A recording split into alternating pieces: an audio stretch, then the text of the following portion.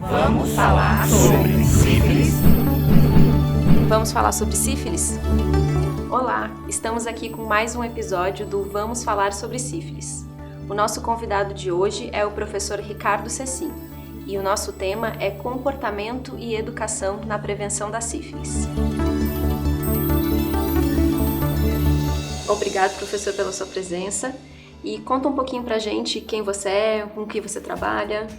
Bom, queria agradecer a participação com vocês nesta série. E eu sou professor da Universidade Federal do Rio Grande do Sul, eu sou professor de um programa de pós-graduação em educação, oriento dissertações e teses em educação, mas principalmente orientadas para o que a gente chamaria de educação e ensino da saúde. Tem uma marca muito forte na educação de profissionais de saúde, de que maneira formamos os profissionais de saúde, seja na graduação, seja para pesquisa. Então a gente pesquisa e discute, problematiza as coisas que envolvem formação de profissionais de saúde e a educação na saúde no campo da cultura ou das práticas sociais. Ótimo, muito obrigada. O tema de hoje é comportamento e educação na prevenção da sífilis.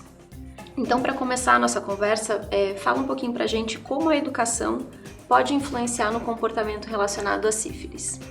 Bem, eu penso que um tópico, talvez de partida, assim, para que a gente possa falar de educação, prevenção e sífilis, é o reconhecimento de que quando falamos da sífilis, estamos falando da sexualidade.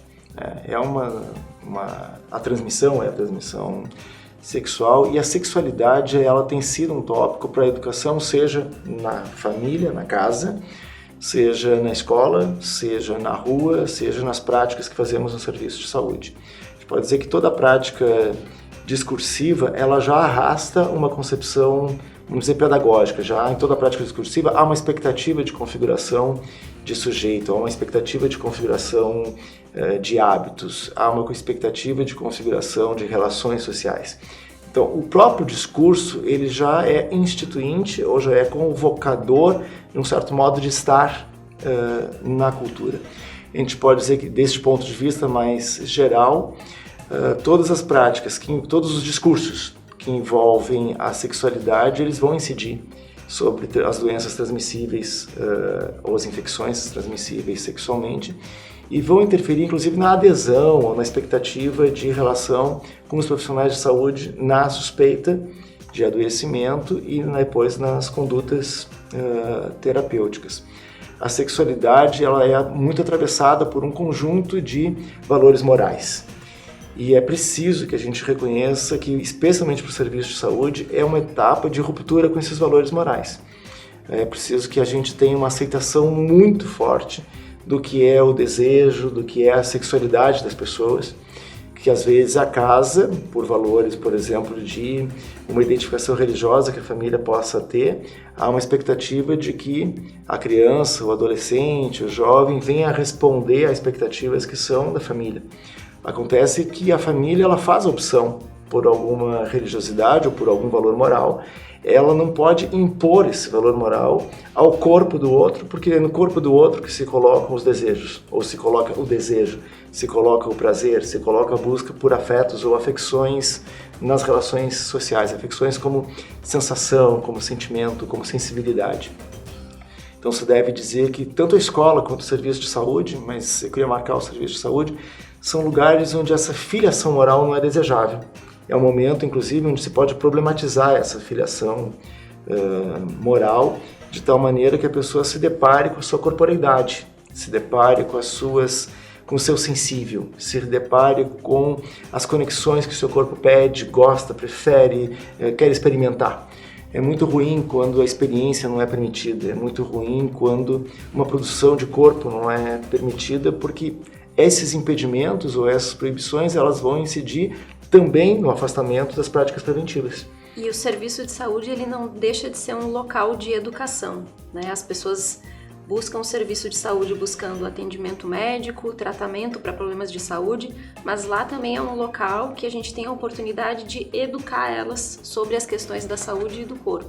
É nesse sentido que eu queria apontar esse marcar o serviço de saúde, porque a gente pode dizer que quando uma pessoa chega ao serviço de saúde ou quando o serviço de saúde busca uma pessoa, ele está buscando uma experiência da vida que se faz por meio do corpo ou da corporeidade.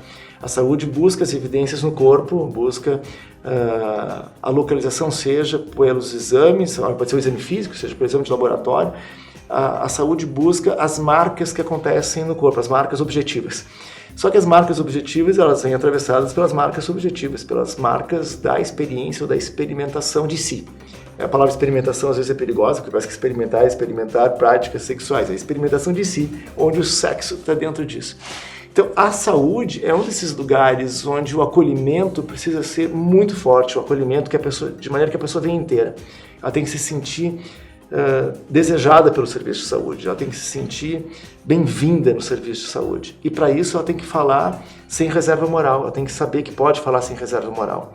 Ela pode falar do que ela está experimentando no sexo, as dúvidas que ela tem no sexo. Ela pode trazer as perguntas que ela tem sobre a sua sexualidade. Nenhum de nós nasce pronto com relação ao sexo. A gente só nasce com desejo. Nasce com preferências, nasce com vontade, essa vontade incontrolável de experimentar, é uma vontade biológica, é natural, é normal, mas como a gente vive na cultura, e a cultura está impregnada de valores, a gente tem muita dúvida. Então, se a gente quiser fazer prevenção, o primeiro momento é o acolhimento para falar, o acolhimento para conversa. A gente pode dizer que o melhor lugar para prevenção é aquele lugar que sabe conversar, de maneira que a pessoa saiba que ela pode procurar espontaneamente. Aquele lugar onde a pessoa se sente à vontade para tirar suas dúvidas, para fazer perguntas. A gente pode dizer que a etapa número 1, a etapa 0 da prevenção é ser bem-vindo no lugar. Se a pessoa é bem-vinda no lugar de saúde e as perguntas são permitidas ou são feitas de maneira que a resposta possa ganhar rumos que aquela pessoa gostaria de dar para a conversa, é o ponto 0 para uma prática de prevenção. Mesmo quando se vai fazer isso, por exemplo, em estratégias de grupo, ou estratégias assim, chamadas educativas, mesmo que se vá à escola, ou que se faça uma chamada dia disso, daquilo, ou se vá à sala de espera, ou se lance cartazes, ou se lance material educativo. Todo material educativo e todas essas chamadas educativas, elas têm que ter esse suposto de que falamos com pessoas que experimentam corporeidades, que experimentam sexualidades, eu estou usando o plural, porque não dá para a gente imaginar que se é o idoso é assim, se é adolescente é assim, se é homem é assim, se é mulher é assim. Porque as histórias, além de que as histórias de vida são muito diversas, desejo, prazer, sexo são muito singulares. É muito difícil padronizar esse tipo de comportamento, né? Categorizar o comportamento que as pessoas têm em relação à sexualidade. A pior coisa, eu acho que tem é quando a gente categoriza, porque isso já vai para classificação, já vai para rotulação, já vai até para uma produção de estigma. É muito complicado quando a gente fala em grupos de risco, comportamentos de risco, porque os grupos de risco eles já fazem o seguinte, eles fazem uma representação da pessoa. Então, se a pessoa tem aquele comportamento que seria de risco, então ela é assim. E ela não é. As pessoas que são alguma coisa que justificaria o comportamento então chamado de risco não são necessariamente o que se representa delas. A representação ela faz parte desse modelo de sociedade de colocar todo mundo sob rótulos, sob categorias, sob classificação. E o serviço de saúde não pode fazer isso. É bom que não use essa linguagem, porque às vezes os profissionais de saúde também ficam reféns. Eu acho que um dado, sabe o que acontece? Por exemplo, os indicadores epidemiológicos, quando eles mostram, é mais frequente, mais predominante neste ou naquele tipo de segmento social. Para a epidemiologia, quando ela diz isso, ela não está dizendo, deveríamos reconhecer que não está dizendo de uma pessoa, está dizendo das condições da sociedade que levam a que pessoas estejam naquela condição. Então tem que pensar que uma problematização que pertence ao campo da educação passa por a gente rever esse tipo de classificação que às vezes a nossa ciência faz. E às vezes, impregnados por essa ciência, a gente se afasta da pessoa e olha a prescrição já num suposto, ou olha a educação já num suposto, ou olha as recomendações já num suposto. A pessoa, por exemplo, travesti, que está na rua, ela não está mais exposta que ninguém, exceto pelo fato de que as práticas sociais que fazem com que ela lá esteja, que são as práticas que fazem a exposição, não o fato de ser uma travesti, ou o fato de ser um adolescente que está se iniciando na sexualidade. Se a escola for boa, se a orientação sexual acontece na escola, não acontecer é que vulnerabiliza, não a faixa etária, né? Não, o que vulnerabiliza é o que obriga ou constrange uma travesti a estar na calçada das noites, e não o fato de ela ser uma travesti. Mas essas são práticas educativas, são práticas que educam comportamentos sociais. A gente na saúde tem que saber lidar com isso e alterar essas condições, inclusive. Que tipo de prática educativa pode ser usada para impactar no contexto populacional da sífilis? Sabe que uma coisa importante, eu tenho aprendido isso, especialmente com hoje que se faz o uso das tecnologias, como por exemplo a internet. Especialmente esse material que chega na forma dialogada, esse material que chega, pode ser na forma de vídeo, mas esse material que chega na forma dialogada e que permite perguntas. Tem muito blog hoje, tem muito canal no YouTube em que as pessoas se dispõem a conversar com uma plateia interessada no assunto. É muito bom quando a gente tem pessoas que fazem essa conversa desarmada de valores morais e tem uma disposição de conversar com os perguntadores. Esses perguntadores podem ser de qualquer faixa etária. Eu acho que a gente escolhe assistir certos canais de acordo já com alguma linguagem. Então essa eu acho que é uma prática educativa na sociedade bastante interessante e que, quando a gente pode dispor de tecnologias, também é uma prática que a gente pode usar. Seria razoável que os serviços de saúde pudessem ter esse plano de comunicação também com usuários, à disposição de responder perguntas, né, que pode ser por um WhatsApp, como pode ser por uma página na internet, como pode ser a página até da unidade básica de saúde. Está disponível, né, para as pessoas. Eu acho que isso é uma coisa que às vezes falta nos serviços de saúde por uma série de questões de falta de tempo, de organização do serviço mesmo, mas ter um canal aberto à disposição dos pacientes, dos usuários, num horário de atendimento mais amplo e possibilitando perguntas, né, mais relaxadas, não num ambiente tão impositivo. Eu considero que essas, do ponto de vista educativo, são fundamentais. Acho que essa porta aberta que a gente pode oferecer, a porta aberta esteja com a gente, venha para cá, nos faça perguntas, é um ponto fundamental na lógica, na estratégia, no jeito de ser de um serviço de saúde. Também a escuta das pessoas, de qual seria o melhor plano de comunicação. Não quer dizer que a gente fez uma pergunta do tipo pesquisa. Às vezes a gente viu quando alguém diz, não poderia ser assim, seria tão legal se tivesse. A gente já começa a escutar um certo pedido de alguma oferta que nós pudéssemos fazer. Eu tenho insistido também de que a gente está sempre diante de perguntas fortes sobre a nossa vida. As práticas educativas, quando elas tentam inscrever a nossa vida num desfecho esperado, pessoas como você devem se comportar assim, não é uma prática educativa desejável, porque o desejo ele também é inventivo, o desejo também é criativo ou recreativo. Na medida em que perguntas são possíveis e que respostas são desarmadas, essa produção da vida, essa invenção das formas de vida fica permitida.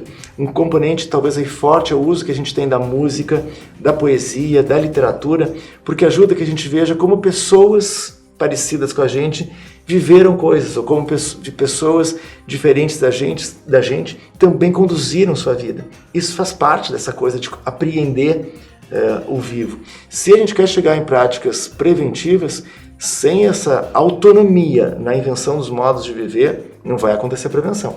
É dentro dessa condição de autonomia e deste bom encontro com os serviços de saúde que a gente vai topando falar sobre prevenção e adotar práticas preventivas. Eu gosto quando pessoas que experimentaram certas condições conversam com o outro, porque é a condição de eu também passei por isso e a gente tem como resolver, a gente tem como encarar, não porque evitou, mas porque a vida está sempre em produção. Os sujeitos não são sujeitos que estão dados antes dos agenciamentos. E a saúde é um lugar de agenciamento de encontro, de permissão para fala, de permissão para atualização de si. A escola também é um desses lugares. E quando a gente trabalha com a educação no campo da cultura, do tipo as práticas que vão cair na mídia, que vão cair no material de divulgação, no material educativo, é importantíssimo que a gente pense ali o tipo de imagem que a gente está colocando, o tipo de linguagem que a gente está colocando, o tipo de convite que a gente está colocando. Porque a linguagem, as palavras, as imagens, elas convidam pessoas. Por isso a gente fala do quanto que, quando a imagem no material educativo, ninguém se sente representado, ou a pessoa que não se sente representada naquela imagem, a imagem não diz nada para ela, ou ela só diz que na vida dela pode ser descartada. É bom que a gente pense que a prática educativa seja minha vida está incluída, minha vida é legal e eu construir a minha vida vai ficar mais legal. E para conseguir chegar nas pessoas, elas têm que de alguma maneira se identificar com o que está sendo mostrado também, né? Essa coisa de ser tudo muito distante acaba afastando ainda mais, né? Tudo muito padronizado, muito daquele jeito determinado que deveria ser. Acho que talvez por isso seja bom quando tem a experiência de alguém, né? Alguém que já passou por aquela situação. E pensa que a experiência de alguém que passou pela situação não é que a gente conecte do tipo aquela vida é igual à minha, mas aquele ponto que fez aquele ponto sensível de que a pessoa narra são os sensíveis que a gente tem. E os serviços podem ser assim, os materiais educativos também podem ser assim, na medida em que eles vão fazendo a prática dialogada com o outro, uma expectativa de encontro com o outro. O material que chega pronto e a gente pensa que ele é prescritivo de uma conduta, não vai dar certo. O material que diz, está aberta a conversa, esse é o melhor material para uma prática educativa. Ótimo. Muito obrigada, professor. Terminamos aqui mais um episódio do Vamos Falar sobre Sífilis.